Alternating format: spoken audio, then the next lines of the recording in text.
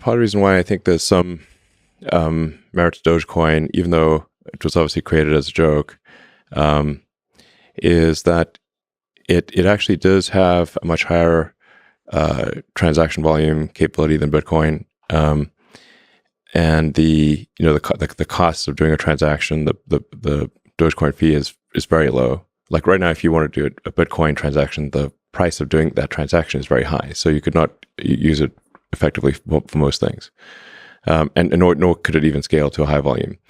And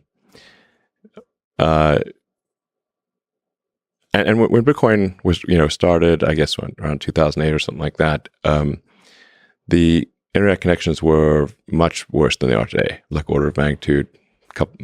They're way worse, in 2008. So like having a small block size or whatever is, and a long synchronization time made sense in 2008. But to 2021 or fast forward 10 years, it's like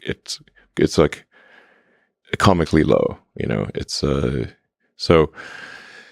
And I think there's some value to having a linear increase in the amount of currency that is generated.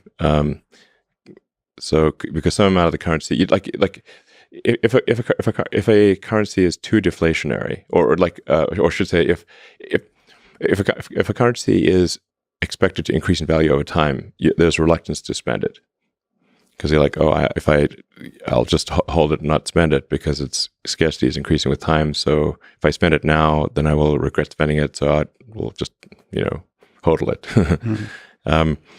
But if there's some dilution of the currency occurring over time, that's more of an incentive to use it as a currency.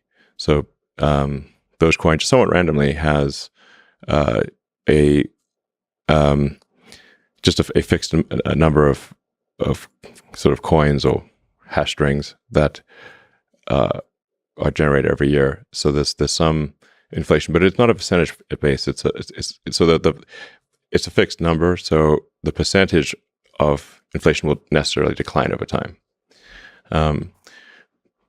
So I'm not saying that it's like the ideal system for a currency, but I think it actually is just fundamentally better than anything else I've seen, just by accident.